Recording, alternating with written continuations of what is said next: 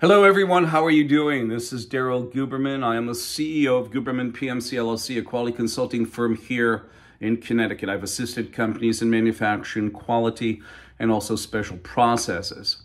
We also assist in this implementation certification of ISO certification and all ISO derivatives. My background, because I'm giving this as I would be giving a deposition in court, my background is I have a BS degree in business management. With specialties in aluminum and titanium alloys, and also composites, plastics, nanotechnology, non-radioreflective materials, metal matrix composites, ceramics, graphite, Kevlar, boron, fiberglass, and other hybrid materials. Also, their resin systems and fastening systems, both metallic and also adhesive. I do this video today because it's about time that we put a blame on somebody, and actually the blame is factual. I do this because I am not a conspiracy theorist. I do not put anything on video that I have not researched personally myself. And as this isn't a 1-2 month deal, I've been involved with quality, as I said, 40 years. Background spanning aerospace, medical implants, medical materials, printing, and plastic distribution, where again we dealt with every type of industry under the sun. This goes to those poor individuals who's lost family members to COVID. This goes to those people who are saying that the COVID virus escaped from Wuhan, China, the laboratory biolevel 4 lab, and you will see with the information that I'm giving here today that it is quite plausible, feasible, and probable. I do this because this video today is who's most likely liable for COVID-19 release from Wuhan, China. QA expert and witness Daryl Guberman explains. I do this because, and as you see behind me, ANSI's mission statement after 104 years in business. As a standard writer organization, and now they also accredit organizations like Cargill Beef. I use that as an example, prime example, because in 2018, September, Cargill had a 130,000 pound beef recall because of E. coli.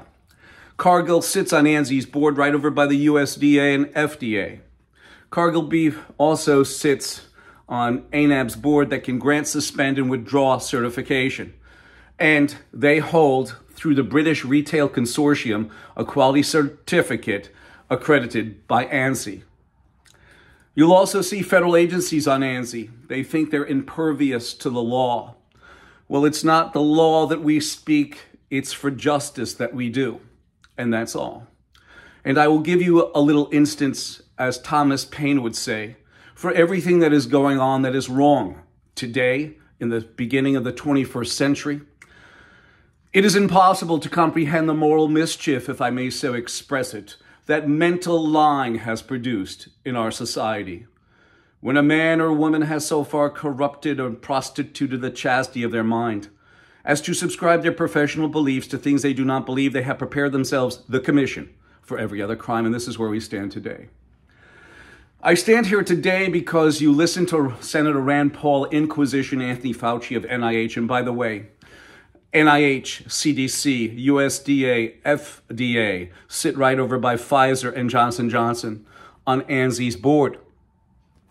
You also have the FDA who sits on ANAB's board, and the FDA who approved ANAB for third-party registration.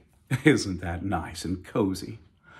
When Senator Rand Paul asked Anthony Fauci about gain-of-function research, and he said, no, I will prove to you that Anthony Fauci was lying today, and we have proof, undocumented proof, from 2017, between May 17th and 19th in Wuhan, China. You will see that. I do this because of my family name. I do this because of my grandparents. 3 of them were immigrants. They escaped Europe before it got bad for the Jews. And I know most of you don't care about history from what I've gathered, especially the younger generation. But we are not going to play games here. We are going to go right to the heart of the matter. And I apologize for the length of this video, but this is my deposition to you, the poor person who lost a family member because of COVID. The individual who thinks and quite knows from the different documentation that has come out that this virus escaped from Wuhan, China, up to including the vice president of ASCLD-LAB. And ASCLD Laboratory is owned by the American National Standards Institute and also the American National Crediting Board. She stated under deposition that there are no rules to play in a laboratory. There are no consistent protocols. There are no standards, yet they still issue a quality certificate. That goes for either a phlebotomy lab, forensic lab, or bio level 4 lab. And we will show this to you. So once again, this video is about who's most likely liable for COVID-19 release from Wuhan, China. Expert and witness Daryl Guberman does it. And I don't do it under oath. I do it because of my family name. Integrity, honesty, and the truth, unlike Anthony Fauci. In 2013, I gave a speech at the American Society for Quality. We have to give you history so that this goes all the way up to the crescendo, where you have on government contract, right in my file here, that this organization is an underwriter for the International Accreditation Forum. And you're going to see all of this, business owners and my fellow citizens, and also my customers and my prospective customers. And here it goes. In 2013, I gave a speech at the American Society for Quality. I had only about 2 years involved. We started a registration business to assist companies in ISO certification, all derivatives. So ASQ, I got an invitation, I gave a speech. There was a gentleman, a Mr. David Levy, a Region 3 Deputy Director of the ASQ.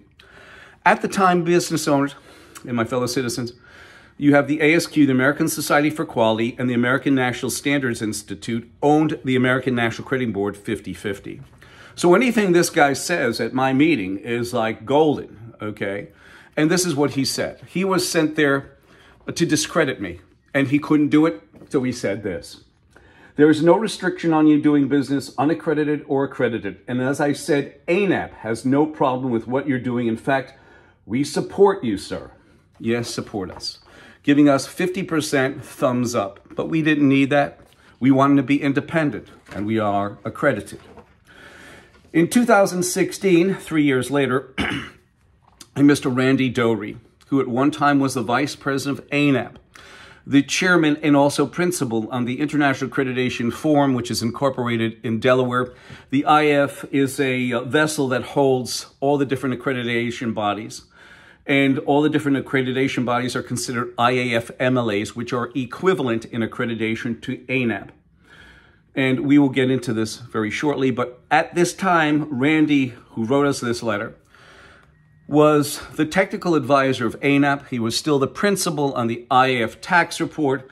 And at the time, he had handed in 2015, you'll see this, the IAF, which is incorporated in Delaware, to a communist Chinese national, Zhao Jinwu, who's been involved with our quality, yes, since 1994. He said this. He said that we could either join the IAF or ANAP or both because it is voluntary. He invited us in.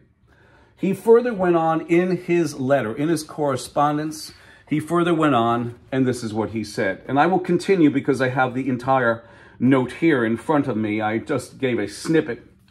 But we recognize and accept. Do you hear this, business owners?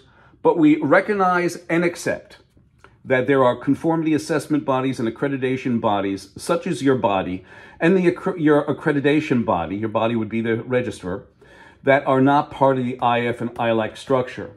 While my colleagues and I at ANAP can attest to the confidence in the integrity and competence of CBs or registrars accredited by IF member accreditation bodies, we cannot attest this for your body. Well, let me just say this. Pfizer and Johnson & Johnson, they both sit on ANSI. They're both accredited by organizations, whether they're ANAP or ANSI or other organizations. They come under the IF MLA, which is equivalent to ANAB accreditation, or ANSI ANAB accreditation. ANSI took over complete control over ANAB in 2018, but let's continue about his mention in the article about his confidence in the integrity and competency of registrars. Well, you have Boeing, for example, with a 737 MAX. Boeing sits on ANSI's board, right over by the FAA, who seceded inspection. Let them, basically what that means for you people who do not know, for my fellow citizens, business owners who don't know what seceded means, it means they gave up inspection. They gave up design to the Boeing in 2009. So what Boeing did is they ran with it. They designed the 737 MAX, from what I understand, from the 737. Then they went 737 MAX. They put larger engines on it without compensating. I'm not an aerospace engineer, but all I'll say is that I think the engines were too big for the wings, and they were canted a little bit too forward. But that's for another discussion with an aerospace engineer, not me. But what happened was the FAA gave Boeing permission to design, develop, build, and fly the 737 MAX, and we saw what mess that came into. You also have the 777 and Boeing 787, which have major quality issues in the manufacturing process and the plane as a whole. And you also have the factor that Boeing fudged documentation on aerospace building of those aircraft. Their cohort, I call them, Kobe Steel, also fudged documentation. Boeing in 2002 came out with a procurement procedure that stated on it that if your AS9100, which is for aerospace certifications, an ISO standard for aerospace, if you have one of those certificates, then we really don't have to send in any more outside inspectors from Boeing into your facility. We take that as a viable form of your quality and integrity and part conformance. And as we see, that's a hell of a part conformance when you have the plane go down. So, in 2002, so we have 20 years of this decay and erosion at these aerospace companies like Boeing. And you're talking about the confidence. I love what he says. Talk about the confidence and integrity and competency. Okay? What is these registrars? What they're looking at the paperwork, but they're not looking at the process. And they will say to you, they will say, we don't certify the product. We certify the process. We certify the. Let me just say this: if you have a process issue, you're going to have a failure, without a doubt. And the reason why they have these issues at Boeing is because Boeing sits on ANSI. They sit on ANAB. They sit on an ANAB board that can grant, suspend, and withdraw certification. They sit on ANSI right over by the FAA, right over by the FTC, DOT, and FBI, who investigates after a crash. So everybody's in bed together. We further went on also, you have talk about confidence and integrity and quality. You also have the failures and quality skipping standards at Pfizer and Johnson & Johnson. They had to have recalls to the COVID vaccine because they skipped quality standards and procedures. I don't make this up. I have it documented. So we went on further and we discovered, and this is for those people who lost family members from this COVID virus, or I call it the nanotechnologically specified virus. ANSI ANAB are underwriters for the IAF and ILAC, which is the International Laboratory Accreditation Cooperation, and the International Accreditation Forum incorporated in Delaware. An underwriter, for those people who don't know, an underwriter is any party that evaluates and assumes another party's risk for a fee. ANSI is a private, not-for-profit, non-governmental corporation that has both federal agencies and corporations on board.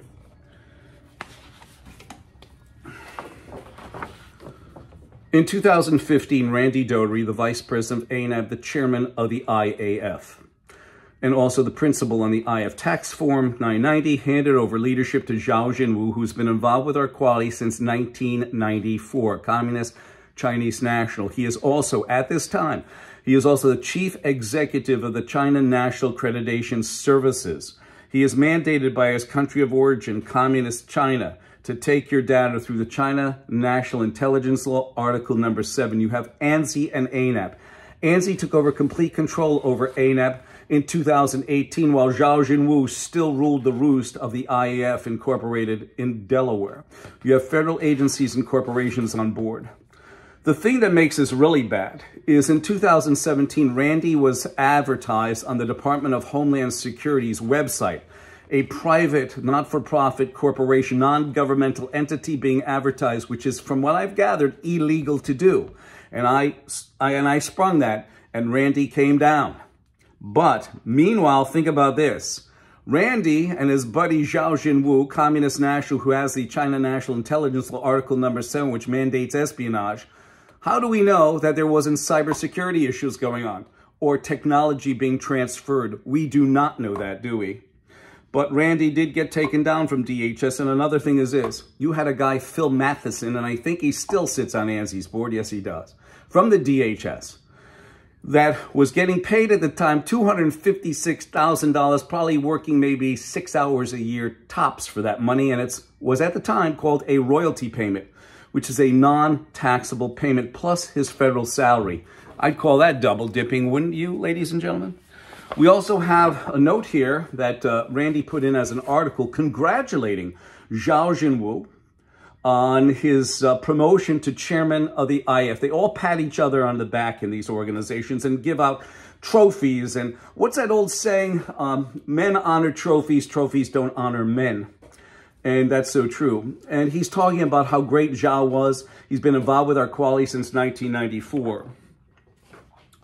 During the time when Zhao had the IAF, Communist National, you had ANSI and ANAB both sitting on, both sitting on the IAF, being controlled and manipulated by Communist China due to the fact that Zhao's mandated by Communist China to take your data. So anybody who sat on ANSI, ANAB, had their data more than likely taken. In fact, the DHS, Department of Homeland Security, and every federal agency that sits on ANSI has had their data taken. You also have the factor that ANAB sits on ANSI's board. Another factor is you have 10 different registration companies that give out and issue ANAB accredited certification. Isn't that nice? 10. In China, no less. This is a good one. This, again, and I want you to listen to lawyers who are listening to this, and also those family members who have lost people to the COVID virus, who have read all these articles about the release of the virus from Wuhan, China. In fact, even Senator Rand Paul even attested to this when he was questioning Fauci from the NIH.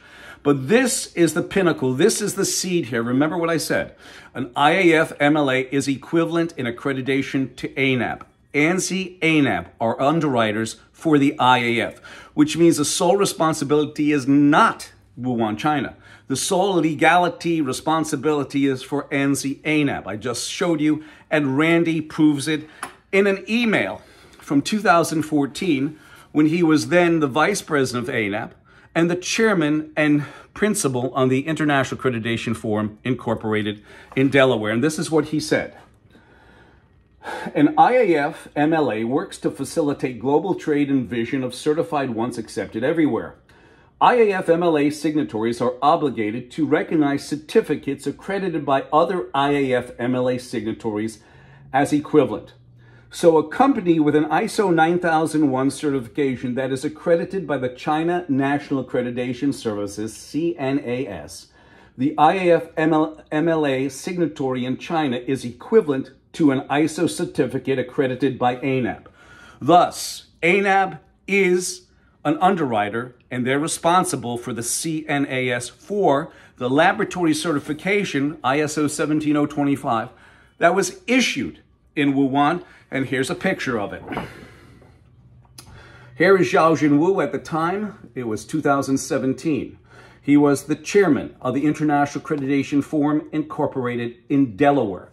He is the chief executive of the China National Accreditation Services Incorporated, or whatever, in Beijing, China, handing over an ISO 17025 certification into that Bio4 level laboratory that everybody said, you have a lot of specialists who are saying that, yes, the virus was released from there. And you'll hear in a deposition from Pamela Sale, who's the vice president of accreditation for these laboratories, that there are no protocols. There's no systems in those labs. So here he is. I told you about Fauci, and I told you about Senator Rand Paul. Rand Paul asked Fauci, Anthony Fauci, under deposition several months ago, this is 2022 now, several months ago, if he knew anything about gain of function, and Fauci said no. Yet if you look at the papers, Fauci was about, what was it, $3.9 million he poured into the laboratory from the NIH or something to that nature. But anyway, the particulars are not for me. I want to go to the meat and potatoes of this. So Rand Paul asked Fauci. Fauci said, no, I don't know about gain of function. Now, I have the document, the full document here, but I'm only showing a piece of it, and this is what it said. Upcoming events, second China-U.S. workshop on the challenges of emerging infections, laboratory safety, and global health security. And as you can see here, the very first topic is gain of function research. This was held, okay, in the Wuhan Institute of Virology from May 17th to 19th, 2017. And if you go through this, they were already prepping for a failure in the laboratory, if you really think about it and look at it. One of them, public health response to outbreaks and issues, is one of the bullet points. I'll gladly send this to you. The attorneys, the people who've lost family members, please do not hesitate to call me, 203-556-1493, or Daryl, TQRS@yahoo.com. But we're not done yet. We're going to get to the meat and potatoes of this. We're going to get to show you the liability of this virus release. About 2017-18, I had my customers ask me about laboratory certification. Daryl, can you do it? So we got the standard, we read it, and it's a very, I hate to use the term robust, but it's a good standard. If you hear the word robust or transparency, when they say transparency, whether it's a politician or CEO or whatever, the water is quite murky and dishonesty is prevalent. If you hear the word robust, you have failure. So you try not to utilize those words in your vocabulary. You try your best. So we looked into laboratory certification, and this is what brings us forward into you, ladies and gentlemen, who have sadly lost family members. This is what we found. A majority of failures happen in laboratories, okay? In accredited laboratories. We have so many different articles about laboratory failure. One article says the FBI evidence lab is a cesspool. A laboratory failure, Austin Crime Lab's failure points to a national crisis. We have that. We'll read it to you. Okay?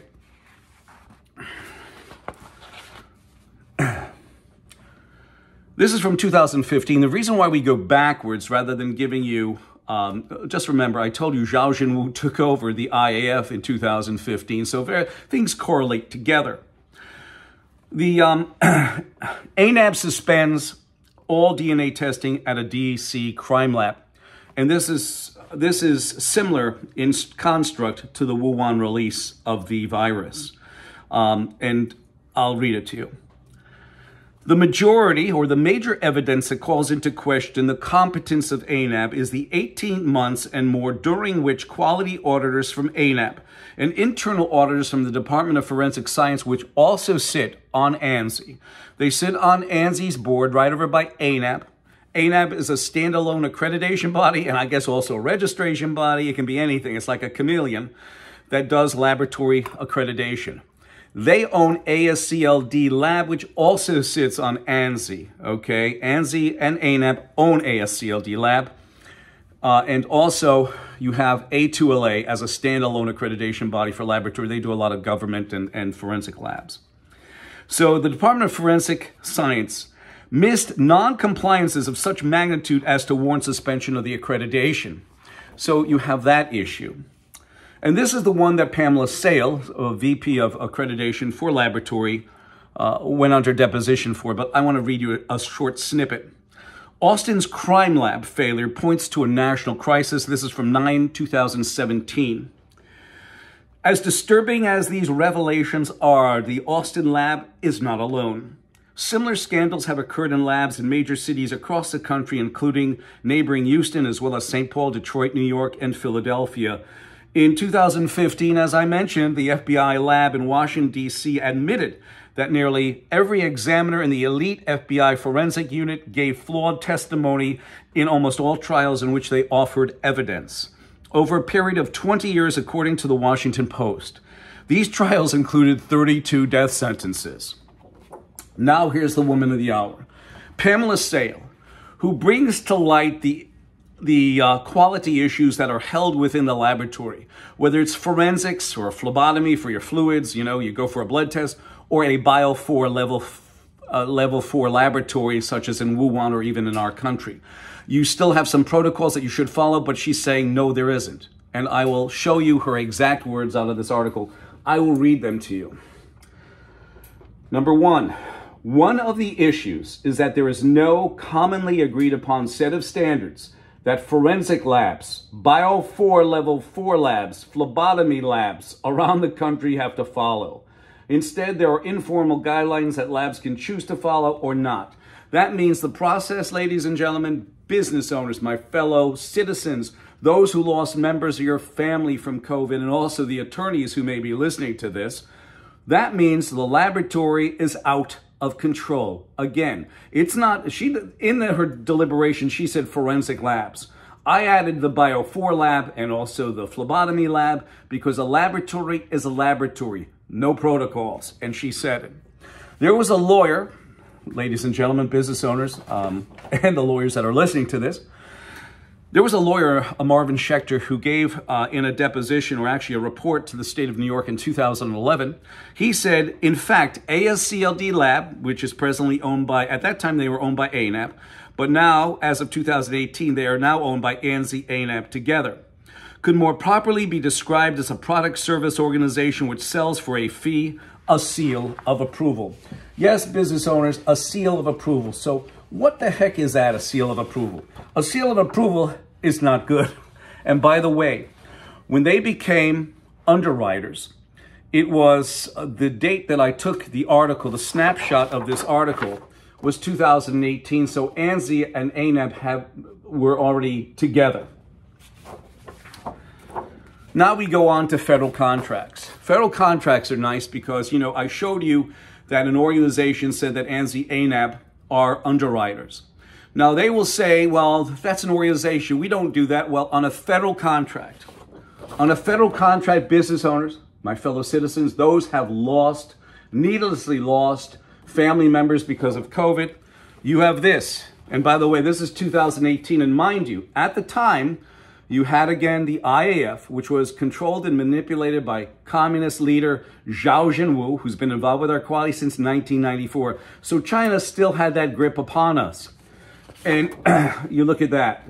Here's the actual contract number. And this goes back to the Department of Defense, which also sits on ANSI's board, right over by the DOJ, no less, right over by the FTC, no less. And this is basically what it said on there.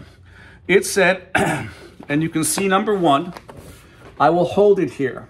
Number one, it said that ANSI ASQ, actually it's ANSI ANAP, okay?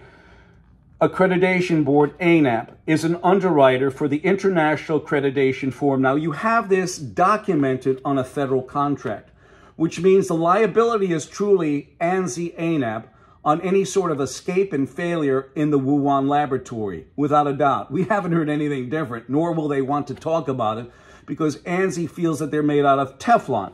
After all, you had the chairman in 2019 call me up and leave me this message on the phone call, half a nut, fuck you. But anyway, you have that. You read that. That's number one, about them being an underwriter.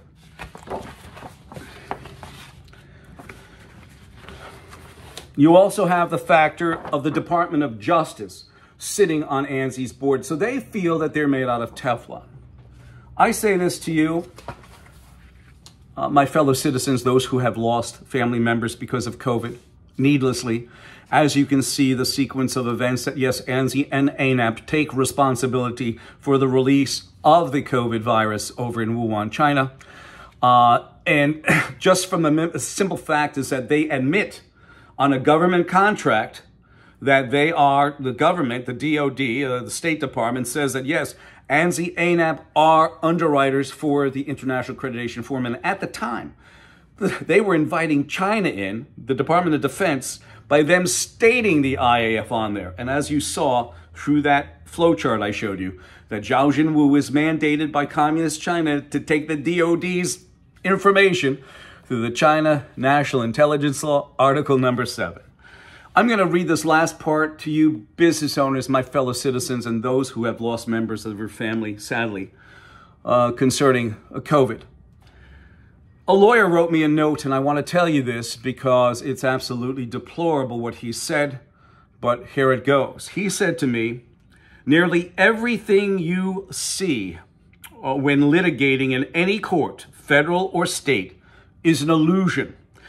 In the political world, we call it blue smoke and mirrors.